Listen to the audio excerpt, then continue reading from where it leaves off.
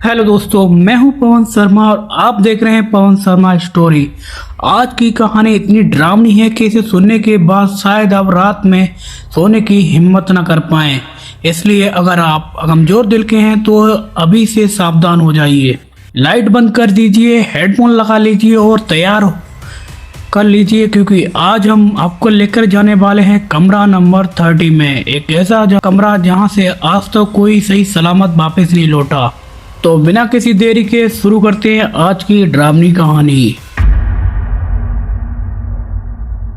समय guest house. रात के ठीक 11 बजे थे। तेज हवा पुराने पेड़ों से टकराकर ऐसी आवाजें पैदा कर रही थी जैसे कोई अंधेरे कमरे में धीरे धीरे फुसफुसा रहा हो।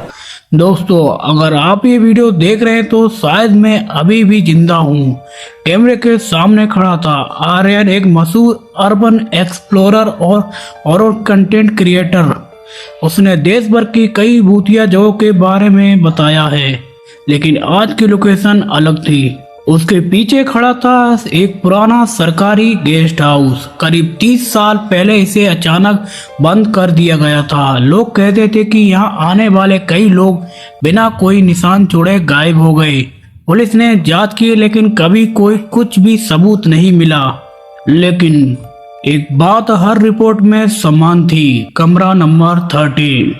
गेस्ट हाउस का वही कमरा जो आज तक बंद था। आर्यन ने कैमरा उठाया और टूटा हुआ मुख्य दरवाजा धक्का देकर खोला। चलो देखते हैं आखिर लोग इस जगह से डरते क्यों हैं। अंदर कदम रखते ही ठंडी हवा का झोंका आया। इतनी ठंडी की जुलाई की गर्म रात भी पल भर में सर्द लगने लगी थी। दीवारों पर नमी थी और छत से मकड़ी के जाले लटक रहे थे। फर्श पर धूल की मोटी परत जमी हुई थी। लेकिन एक बात अजीब थी, धूल पर पैरों के निशान बने हुए थे। ऐसा लग रहा था जैसे कुछ मिनट पहले कोई अंदर गया हो। आर्यन मुस्कुराया, शायद किसी और एक्सप्लोरर के होंगे, लेकिन उसके मन में हल्की बेचैनी शुरू हो चुकी थी। जैसे जैसे वो अंदर बढ़ा, पूरा गेस्ट हाउस असामान्य रूप से शांत हो गया। इतनी शांति कि उसे अपनी सांसों की आवाज साफ सुनाई देने लगी। तभी ऊपर की मंजिल से किसी चीज के गिरने की तेज आवाज आई। धड़ाम। आर्यन तुरंत सीढ़ियों की ओर भागा। ऊपर पहुंचकर उसने टॉर्च जलाई। लंबा अंधेरा गलियारा, उसके अंत में एक दरवाजा जिस पर जंग लगी हुई थी, प्लेट टेढ़ी लटक रही थी।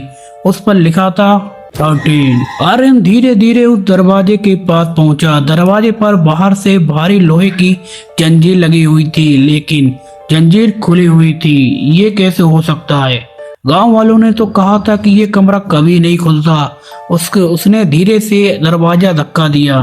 दरवाजा अपने आप खुल गया। कमरे के अंदर एक टूटा हुआ बिस्तर, एक लड़की की कुर्सी और दीवार पर लगा आईना, बस और कुछ नहीं। आर्यन ने कैमरा पूरे कमरे में घुमाया। तभी कैमरे की स्क्रीन पर आईने में उसे अपने पीछे एक छोटी लड़की खड़ी दिखाई दी, सफेद फ्रॉक में, झुके हुए बाल और चेहरा पूरी तरह से अंधेरे में। आर्यन घबराकर पलटा, लेकिन पीछे कोई नहीं था। उसने फिर कैमरे की स्क्रीन देखी। अब आईने में लड़की मुस्कुरा रही थी और धीरे धीरे उसने अपना हाथ उठाकर आर्यन की तरफ एक इशारा किया।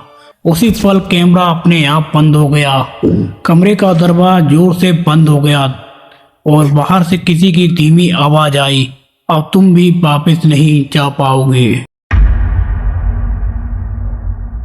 दोस्तों, आज की कहानी यही खत्म होती है, लेकिन याद रखिए कमरा नंबर 13 का असली राज अभी सामने आना बाकी है। पार्ट 2 में आप जानेंगे कि आखिर आईने में दिखाई देने वाली वो रहस्यमय लड़की कौन है। कमरा नंबर 13 पिछले 30 सालों से बंद क्यों था? गेस्ट हाउस में आने वाले लोग अचानक कहां गायब हो जाते थे?